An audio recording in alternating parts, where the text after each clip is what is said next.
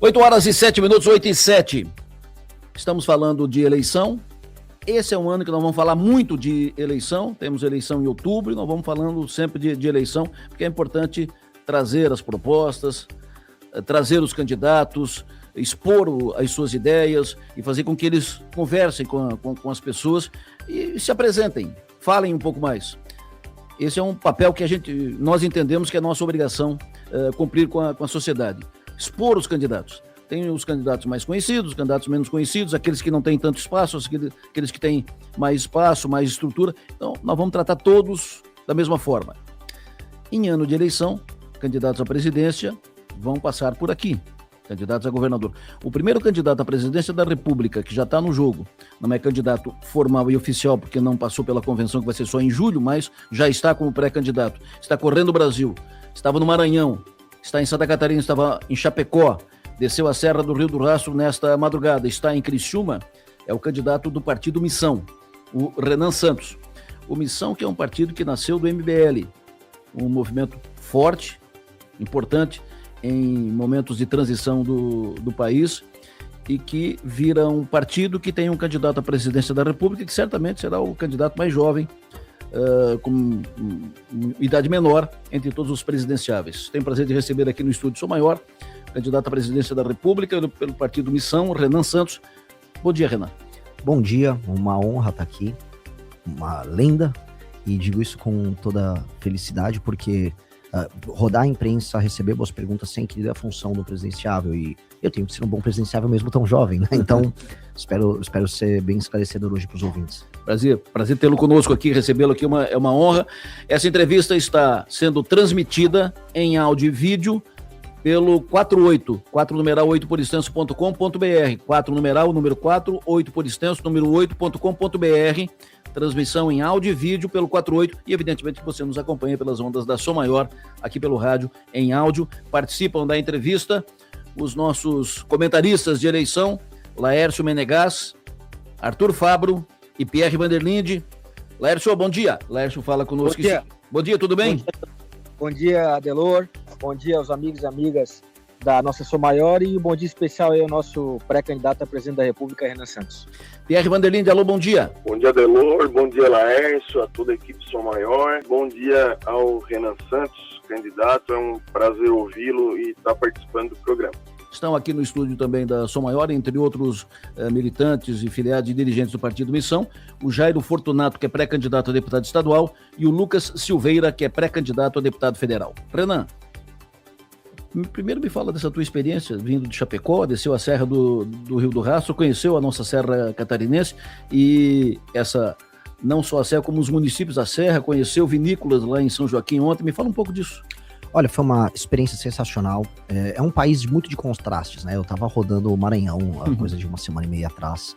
É um lugar muito pobre, com cidades pouco desenvolvidas, com cidades sem atividade econômica. As cidades pequenas do interior têm uma dependência total e completa do governo federal. Por que eu tô fazendo esse preâmbulo? Porque eu vim para Santa Catarina, e por mais que a gente possa puxar outros contrastes, o principal contraste é: as cidades são autônomas, são cidades baseadas em confiança, com economia desenvolvida e com um desenvolvimento econômico espraiado. Ou seja, todas as cidades vão ter algum tipo de atividade econômica, maior ou menor, em diferente intensidade, com setores diferentes, e todos eles conexos.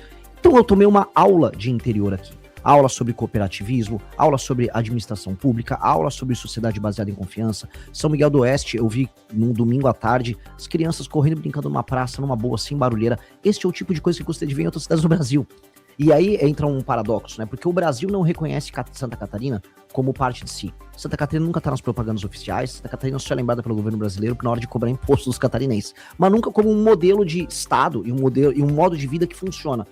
E nós temos que mudar isso. O Brasil tem que ser mais como Santa Catarina. O Brasil tem que parar de reconhecer os seus defeitos, que às vezes acha que é uma característica nossa, por exemplo, a favela, ou esse elemento que existe no Rio de Janeiro, da bagunça, e começar a olhar em lugares como Santa Catarina, um lugar de inspiração, e falar: isso também é Brasil, e o Brasil precisa ser mais assim.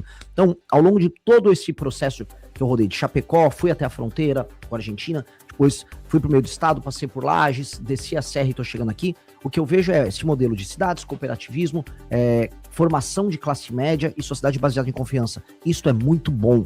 E isso aqui tem que ser exportado para o resto do Brasil.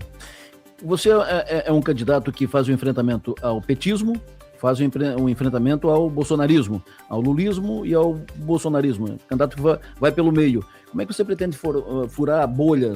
Hoje tem duas bolhas muito fortes, dois núcleos muito fortes que polarizam a eleição. Como é que você pretende furar as bolhas e quebrar essa polarização? Olha, isso é um bom termo, essa é uma pergunta muito difícil, né? Porque boa parte da política brasileira tenta descobrir uma resposta para essa equação. E a real é, se eu ficar negando eles, eu não vou ser nada.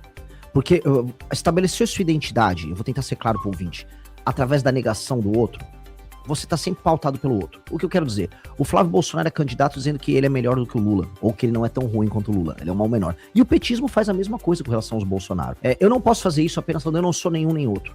Eu tenho que me afirmar perante as qualidades das ideias e as qualidades da minha trajetória e das posições que eu adotei.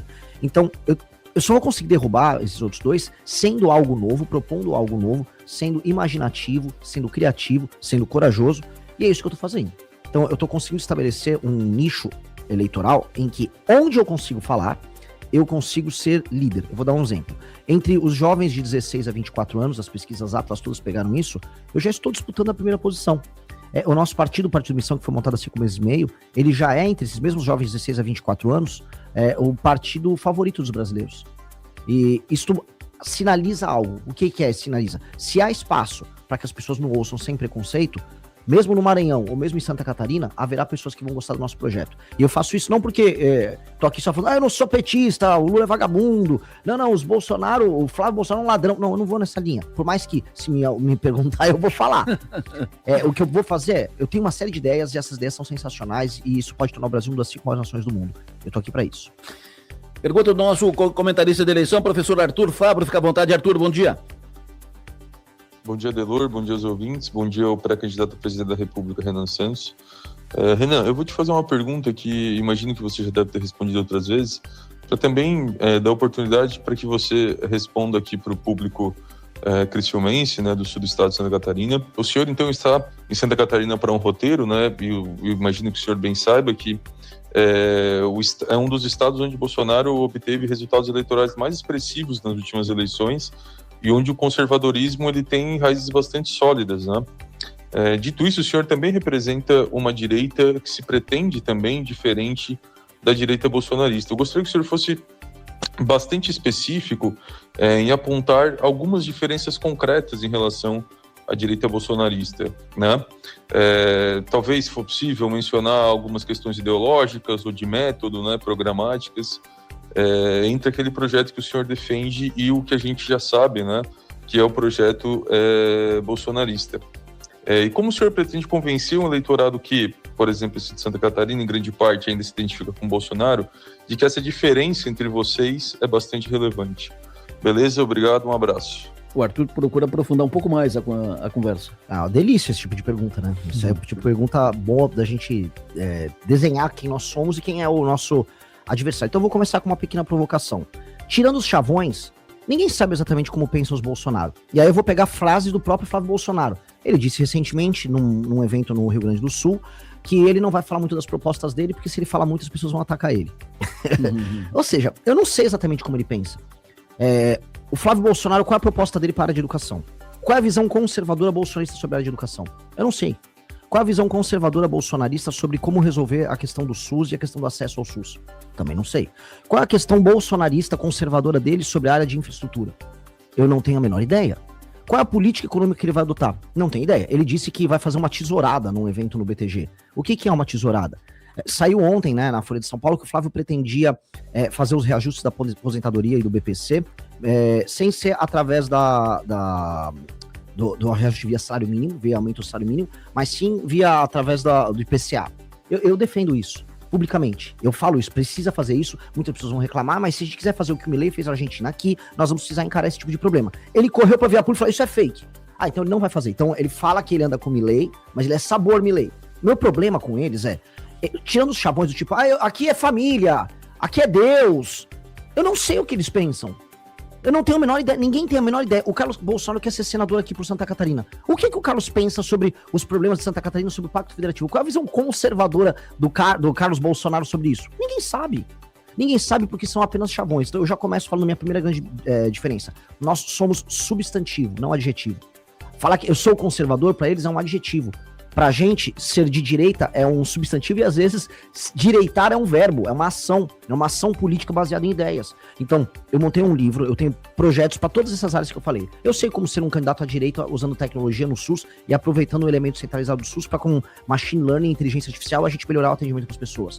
Eu sei como resolver o pacto federativo para fazer com que o povo que trabalha e produz, como por exemplo o povo de Santa Catarina, não seja permanentemente roubado e esse dinheiro não vá para um prefeito vagabundo lá em Alagoas ou no Maranhão gastar com qualquer coisa e não melhorar a vida das pessoas lá. E é que as pessoas terminam migrando para cá e gerando problemas, inclusive, políticos, nacionais. Eu sei como tratar disso, eu vou tratar disso, eu não vou ter vergonha de fazer esse tipo de tema.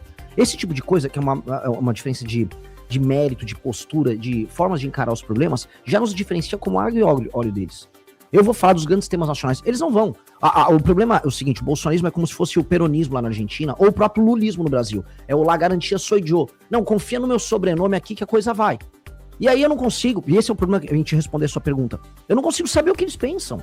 Tirando os chavões, eles gostam da família, eles não gostam de bandido, tá, vamos virar a primeira página, o que tem? Qual é a abordagem deles que será diferente da minha na parte de segurança pública? Eu tenho um projeto, eu tenho livros publicados, que é o Livro Amarelo, que é o programa do meu partido, explicando ponto a ponto como eu vou enfrentar o crime organizado. Eles não têm.